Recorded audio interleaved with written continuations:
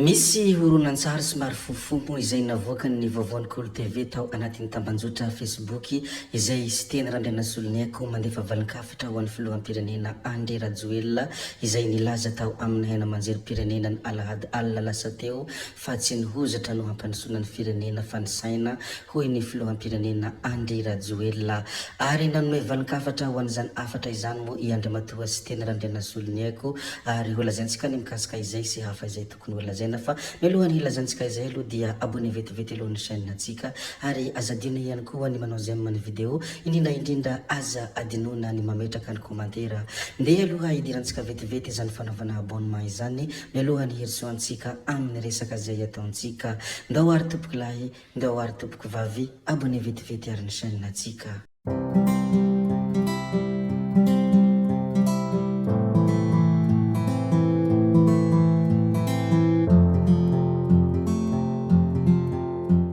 Atomboka atsika amin'ny zavatra malaza any Amerika na hoe tetikady izay nataon'ny filoham-pirenena Donald Trump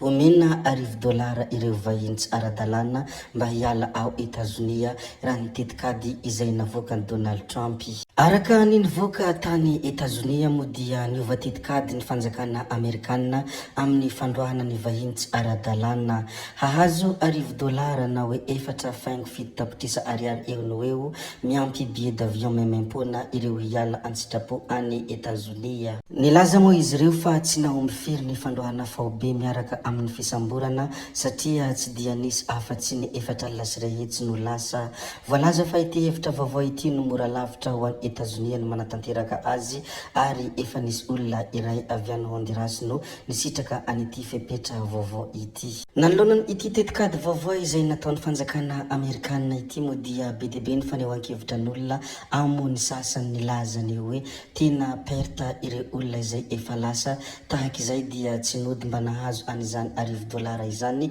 hoy ireo olona izay maneho hevitra mikasika an'ity tetikady vaovao izay nataon'ny fanjakana Amerikanina ity amin'ny fandroahana ireo izay tsy ara-dalàna any Etazonia. Mbola miresaka hatrany mikasika an'izay Etazonia izay isika moa dia hihena 20 isanjato ny isan'ny manamboninahitra ambony toy ny generaly sy amiraly. Nanome baiko ny ministry ny fiarovana Amerikanina ny andro alatsinainy 5 May ny amin'ny hampihenana farafahakely ny 20 isanjato ny isan'ny manamboninahitra ambony generaly sy amiraly amperinasa manana maroboninahitra kintana 4. Ny fitondrana ao Etazonia izay te hampifanaraka ny tafika amin'ny laharam-pahamehana ara-politika ny filoha Donald Trump hatramin'ny nazahoany izy ireo ny fahefana ny volana Janoary lasa teo. Tafiditra ao anatin'izany ny fampiatona manamboninahitra ambony amin'ny asany sy ny fikasana ny hanala-piasa sivila anarivony. Zay moa ny mikasika an'iny Etazonia iny fandeha risika hijerikely ny resaka izay nataon'ny ministry ny filoha Alindahy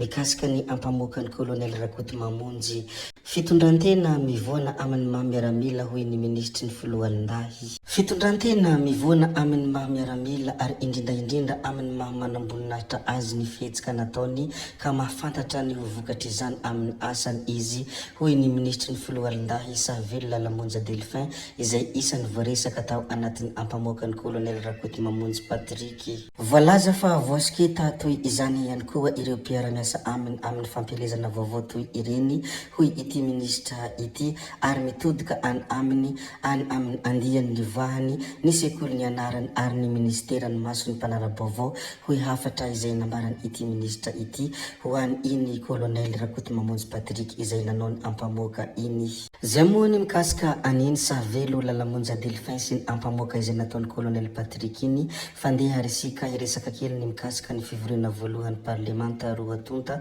izay natron'ny gouvernemanta sy ny ministry ny filoha Alindahy. Tontosa ny talata 4 May 2024 maraina tao amin'ny anterimeram-pirenena Tsimbazaza sy ny tolakandro tao amin'ny anterimeran-olona Anosy ny lanonam-panokafana ny fivoriana ara-potoana voalohany parlemanta Roatonta. Nitarika izany lanonam-panokafana izany ny filohan'ny anterimeram-pirenena Andriamatoa Tokely Justin tao Tsimbazaza sy ny filohan'ny anterimeran-olona Andriamatoa Ravalomanana Richard anarany tao Anosy. Nandritran' izany fotoana izany moa dia nanotrona ny fotoana ny fanesy ny gouvernemanta izay notariany Andriamatoa Premier Ministre Ntsay Christian miaraka amin'ireo ministra nahitana ny ministry ny filohalondahy ny General Saville Lamonja Delphin ary ireo filohany andrim-panjakana hafa ihany koa. Rehefa voaresadresaka sy voalazalaza moa ny teny amin'ny antenimeram-pirenena sy ny teny amin'ny antenimeran-doha olona ndeha resika hivadika kely eny a Fort Dauphin eny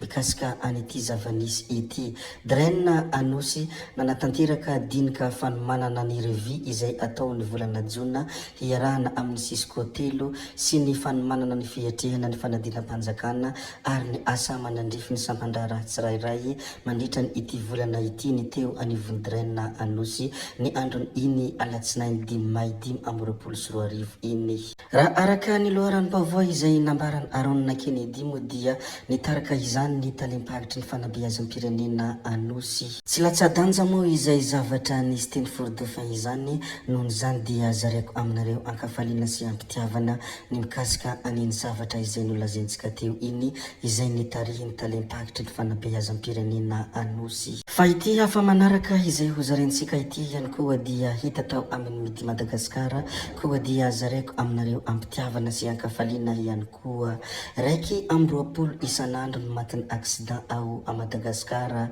Olona raiky amby 20 isanandro no maty ny lozam-pifamoivoizana ao a Madagasikara raha nitatitra navokany ONI. Izany hoe manodidina ny 7 isa isan-taona. Mpitondra moto, mpandeha antongotra, mpitaingina bisikileta 50 isanjato amin'ireo tradoza ka maty ny lozam-pifamoivoizana araka nitatitra hatrany. Avy amin'ireo trangana lozam-pifamoivoizana izay miseho matetika ao a Madagasikara no mahatonga ireo mpitandro ny filaminana manentana ny olona rehetra mpitonga moto mba hanao aroloha ary na tsy voafagitra ao anatin'ny lalàna aza ny hoe mila manao kasika lafo vidy fa manentana foana ny mpitandro ny filaminana hoe mba miezaha mividy kasika lafo vidy satria ny poto sy ny vody hazo no mahay mamagitra ny kasika hoe lafo vidy sy ny tsy lafo vidy na tsy faritan'ny lalàna aza hoy ireo mpitandro filaminana raha manentana matetika ny mpitondra moto ao anatin'ny tambanjotra antserasera. Ny hamararantsika tanteraka ity video anankiray ity moa dia resaka valon-kafatra izay nataony Siteny Randriana Soloniako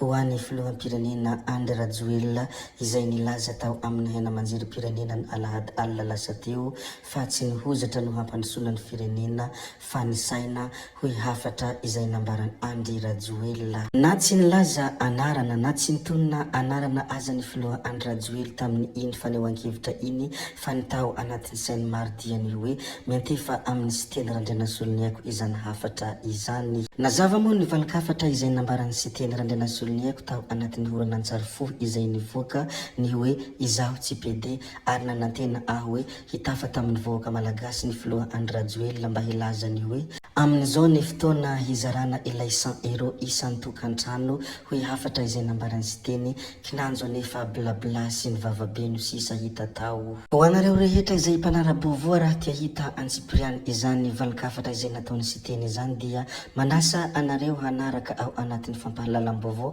ao amin'ny Vaovaon'Kolo TV ny amin'ny 7 ora alina. Tompoko vavy sy tompoko lahy, zay ihany koa no namarana ny video antsika koa dia mankasitraka anareo na vitanay ianao hatramin'ny farany ary mbola manentana anareo foana ny mbola hanaraka ny video manaraka izay alatsaka hiaty misesisesy zay fa tsy ataona lava ny resaka ametra veloma izahay veloma vetivety amin'ny manaraka indray no manao ny misimisy veloma tompoko lahy veloma tompoko vavy.